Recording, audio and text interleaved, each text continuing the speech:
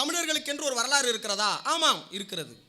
எல்லாரும் ஸ்கூலில் படிச்சிருப்போம். கல் தோன்றி மண் தோன்றா காலத்தே காவலோட முன் தோன்றிய மூத்த குடி தமிழ் குடி எல்லாருக்கும் தெரிஞ்சிருக்கும். புறப்பொருள் வெண்பாமாலையில் உள்ள இந்த வாசகத்தை எல்லாரும் மனப்பாடமாக சொல்லிடுவோம். சார், சாதாரண இரும்பு அப்படி தானே நம்ம நினைக்கிறோம். இரும்பு காலம் அப்படிங்கிறது தான் நவீன காலத்தினுடைய தொடக்கம். அதிலிருந்து தான் நவீன வளர்ச்சி உருவானுச்சு அப்படின்னு வரலாற்று ஆய்வறிஞர்கள்லாம் சொல்கிறாங்க. அந்த இரும்பு எங்கிருந்து கண்டுபிடிக்கப்பட்டது அப்படிங்கிற போது மேலை நாடுகளில் இருந்து தான் தொடங்கி இருக்குது. இந்தியாவில் அதுலேயும் தென் தமிழகத்தில் இரும்புகள் கிடைக்கப்பெறவே இல்லை.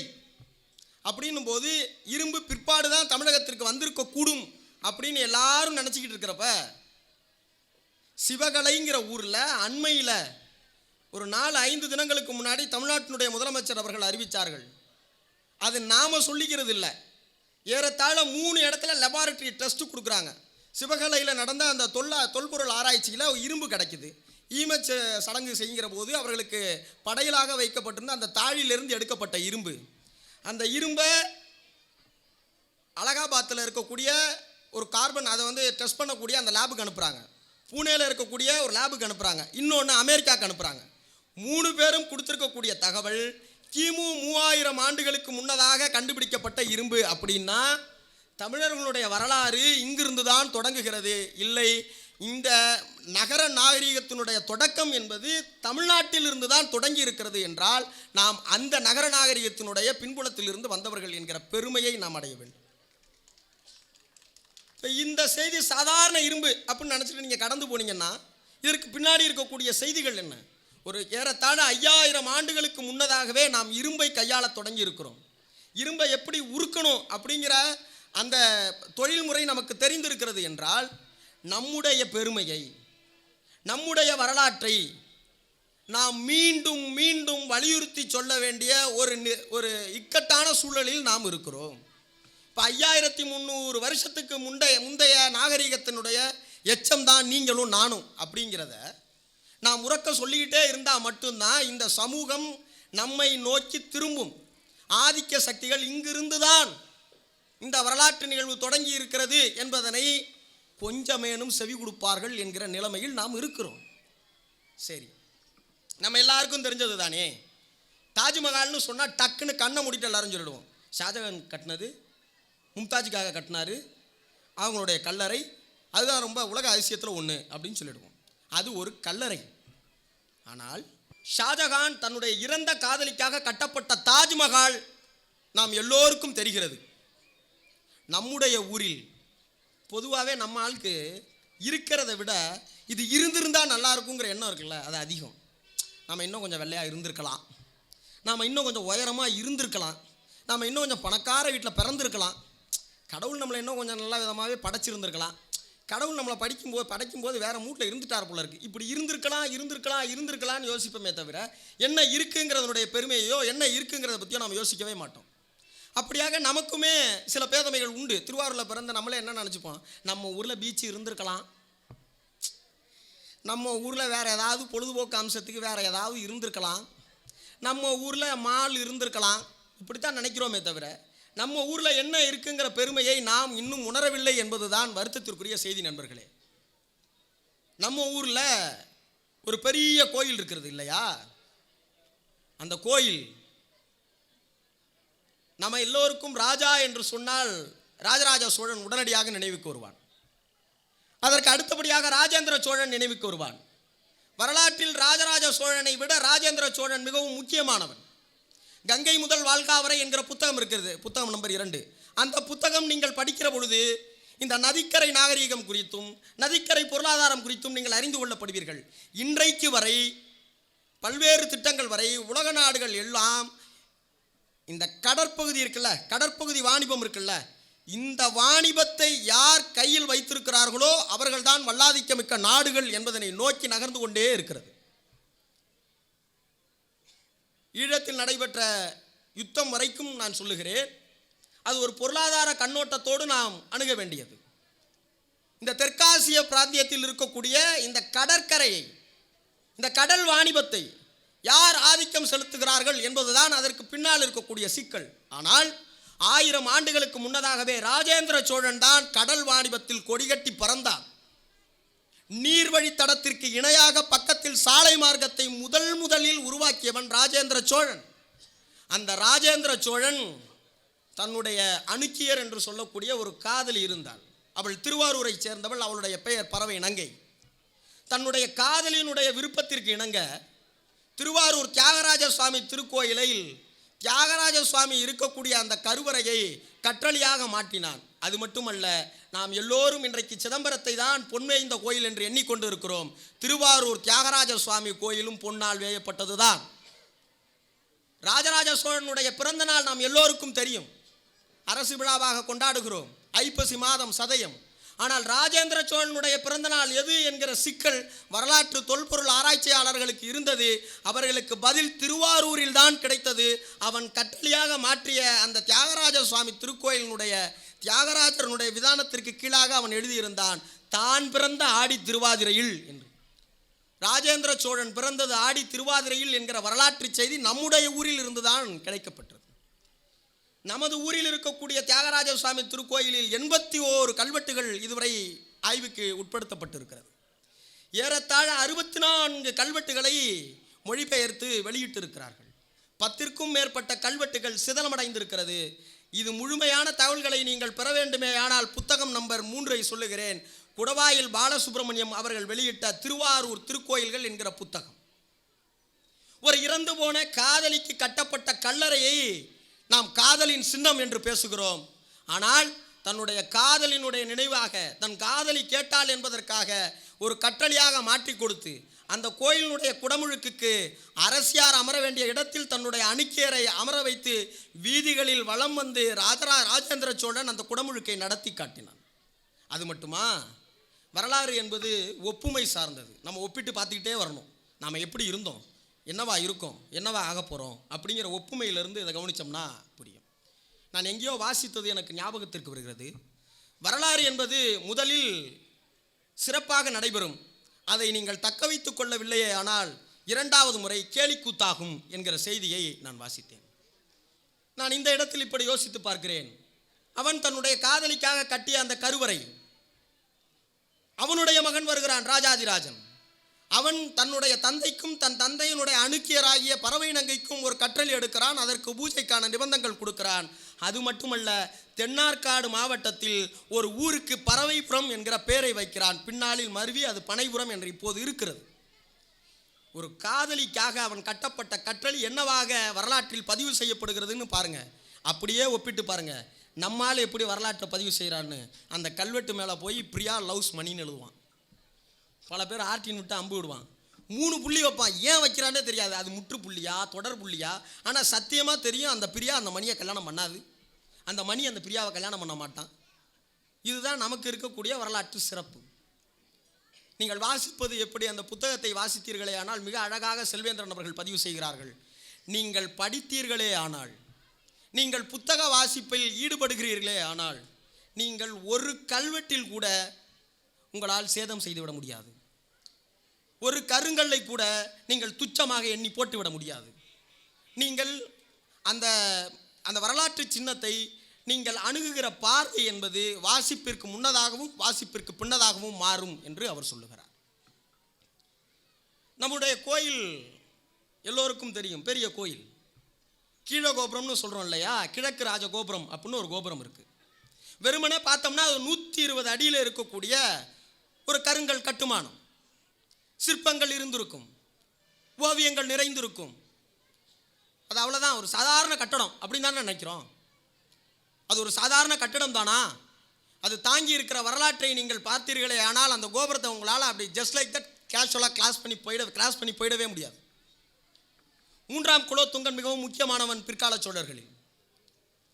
3ஆம் குலோத்துங்கனால் கட்டப்பட்டது தான் அந்த கோபுரம். அந்த கோபுரத்தை அவன் எப்படி கட்டினான் என்பதுதான் மிகவும் சுவாரஸ்யமானது. மதுரையை நோக்கி போர் புரிகிறான். 2 முறை போர் புரிந்து 2 முறையும் பாண்டிய மன்னனுக்கு அவனுடைய அரியணையை விட்டு தந்து கப்பம் கட்டினால் போதும் என்று சொல்லிவிட்டு வருகிறான்.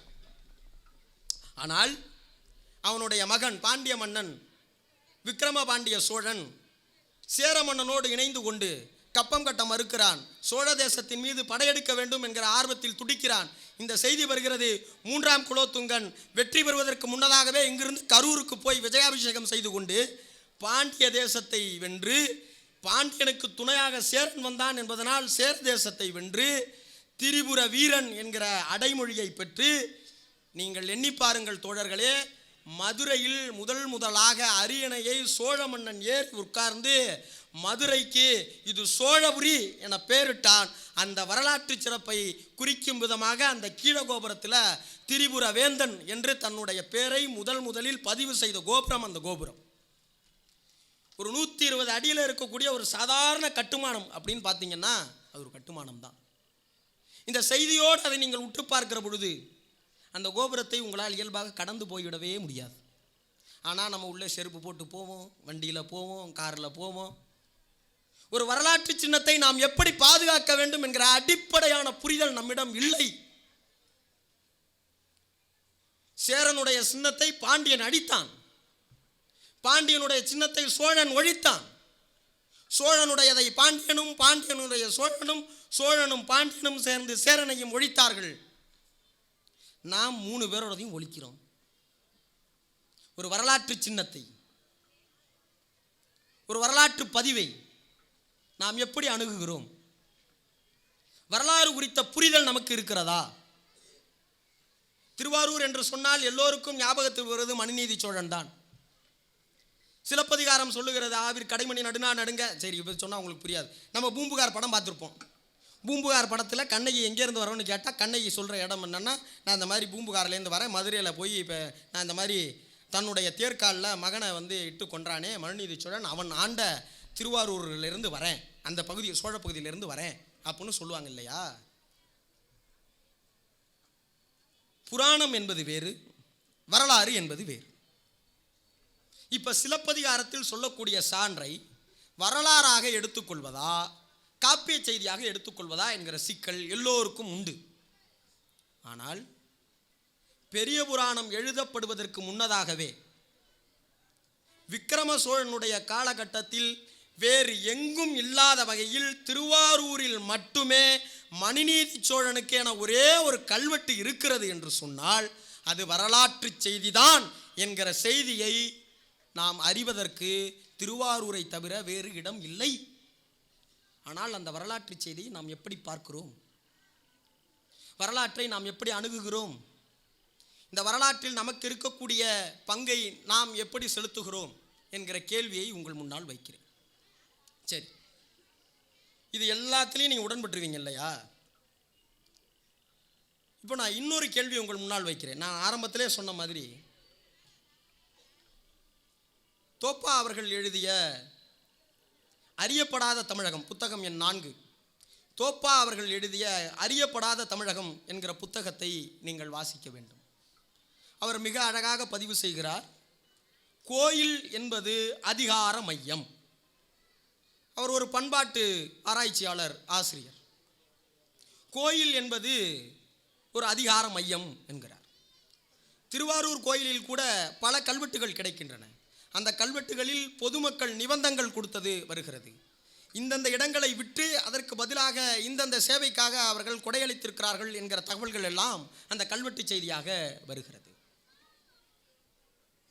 நான் மீண்டும் ஒரு முறை உங்களிடம் கேட்கிறேன், குலோத்துங்க சோழன் பாண்டியனையும் சேரனையும் வென்றான் என்று சொல்கிற போது உங்கள் தோள்கள் உங்களுக்கு திணவெடுத்திருக்கும். ராஜராஜ சோழன் என்று சொன்னால் ஆம் நானே ராஜராஜ சோழன் என்கிற கற்பனை உங்களுக்கு விரியும். மன்னர்களுடைய வெற்றி சிறுதைகளை பேசுகிற போதெல்லாம் உங்களுக்கு மயிர் கூச்செறியும், நான் அந்த மன்னனாக இருந்திருந்தால் என்கிற கற்பனை உங்களுக்கு விரியும். இது புத்தக திருவிழா என்பதனால் சொல்லுகிறேன். வரலாறுகள் பெரும்பாலும் வெற்றியை மட்டுமே எண்ணி களி கூறுகிறது.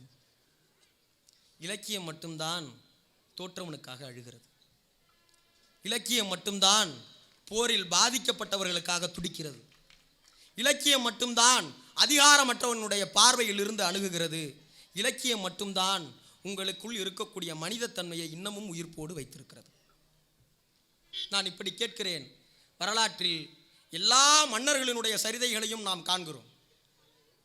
உங்களையும் என்னையும் போன்ற போரில் பாதிக்கப்பட்ட சிப்பாய்களுடைய வரலாறு எங்கே? வரலாற்றில் நாம் எங்க இருக்கிறோம்? நமக்கான வரலாறு இருக்கிறதா என்கிற கேள்வியை உங்கள் முன்னால் வைக்கிறேன். நமக்கான வரலாறு என்பது ஒரு சாமானியனுடைய வரலாறு. வரலாற்று சிறப்புமிக்க என்கிற வார்த்தையை நாம் கேட்டுக்கொண்டே இருப்போம் இல்லையா? வரலாறு என்றாலே அது சிறப்புமிக்கதாக இருக்க வேண்டும் என்கிற எண்ணமும் நம்மை தொற்றிக்கொள்கிறது. நான் முன்னதாக சொல்லியது போல இந்த சோழ மன்னர்கள் எல்லாம் எப்படி ஆட்சி செய்தார்கள், எப்படி வென்றார்கள், அவர்கள் எப்படி பிடித்தார்கள் என்று சொல்லுகிற போது உங்களுக்கு மயிர்கூச்சு எரிந்திருக்கும். திருவாரூரை சார்ந்த சரவணன் தங்கப்பா என்கிற எழுத்தாளர் இயக்குனர் அண்ணன் இருக்கிறார். அவர் சிந்தனை விருந்தகம் என்கிற ஒரு பதிப்பகம் வைத்திருக்கிறார். புத்தகம் எண் 5. அண்மையில் ஒரு மொழிபெயர்ப்பு நூல் வெளிவந்திருக்கிறது. அந்த நூல் இலக்கியத்தில் மிகவும் முக்கியமானது. காரணம், அந்த நூல் ஏறத்தாழ 40 ஆண்டு காலம் கிழக்கிந்திய கம்பெனி இந்தியாவை அடிமை செய்வதற்கு, ஆதிக்கம் செய்வதற்காக முழுவதுமாக இங்கே தங்கியிருந்து உளவு பார்த்து போர்களை நடத்தி எல்லாரையும் பிரிட்டிஷ் பீரியடுக்குள்ளார கொண்டு வந்த ஒரு கர்னல் அவருடைய டைரி குறிப்பு. அந்த கர்னலுடைய டைரி குறிப்பு, அதில் வியந்தோதுதல்களோ அல்லது இலக்கியத்திற்கான எந்த விதமான முகாந்திரமும் இல்லை. ஒருவருடைய பர்சனல் டைரி, ஒரு டைரி குறிப்பு. அந்த டைரி குறிப்பை நீங்கள் படிக்கிற பொழுது, நான் உண்மையிலே சொல்கிறேன், என்னால் முழுசாக வாசிக்க முடியவில்லை. காரணம், நாம் எல்லாமே இதே மாதிரி தான். ராஜராஜ சோழன் அப்படின்னா டப்புன்னு நிமிந்து நிற்போம், ராஜேந்திர சோழன்னா டப்புன்னு ஏஞ்சி நிற்போம். அவன் சிம்பிளாக சொல்கிறான், இந்த மன்னர்களுக்கு போதிய அளவு அறிவு இல்லை, இவர்களுக்கு ஒரு படையை எப்படி வழிநடத்த வேண்டும் என்கிற அந்த திறன் இல்லை, இவர்களிடம் முறையான எப்படி சொல்கிறது வரைபடமே இல்லை. எந்த இடத்துல தண்ணி நிற்கும், எந்த இடத்துல தண்ணி நிற்காது, எந்த இடத்துல ஆட்கள் அதிகமாக போய் போரிடணும், எந்த இடத்துல மறைஞ்சிருந்து தாக்கணுங்கிற ஒரு திட்டமிடலே இந்த மன்னர்களிடத்தில் இல்லை. வெறும் 300 பேர், 4 பீரங்கி, மொத்த நாட்டையும் அடிமைப்படுத்துவதற்கு எங்களுக்கு வசதியாக இருந்தது என்று எழுதியிருக்கிறான். நாம் மன்னர்கள் என்று சொன்னால் என்ன கற்பனை செய்து கொண்டிருக்கிறோம்? புஜபல பலாக்கிரமங்களைத்தான் நாம் கேட்டிருக்கிறோம். ஆனால் இதுதான் யதார்த்தம். இந்த வரலாறு உங்களுக்கு எதை கற்பிக்கிறது? வரலாற்றை நீங்கள் அணுகுகிற போது உங்களுடைய முன்முடிவோடு தயவு செய்து அணுகாதீர்கள். நான் இப்படித்தான் அப்படிங்கிற கண்ணாடியை போட்டு ஒரு வரலாறை அணுகாதீர்கள். வரலாற்றை வரலாறாக அணுக வேண்டிய காலத்தில் நாம் நிற்கிறோம்.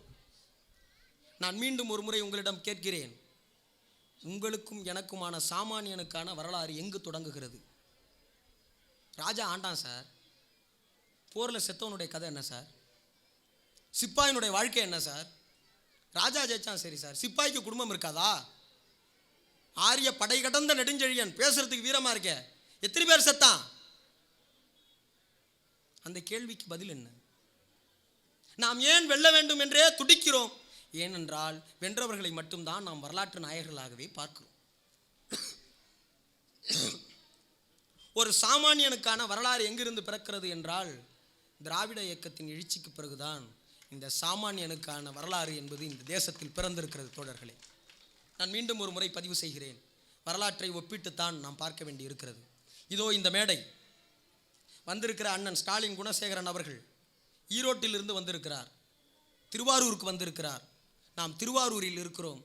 ஈரோடும் திருவாரூரும் தான் தமிழ்நாட்டினுடைய சாமானியனுக்கான வரலாற்றினுடைய பொக்கிஷம். என் ஜாதியில் ஒருத்தர் ஜாதி ஒழிப்பு பேசியிருக்காருங்கிறதும் ஜாதியை சேர்ந்தது தான். இன்றைக்கு பலரும் பெரியாரை குறித்து பல்வேறு விமர்சனங்களை வைக்கிறார்கள்.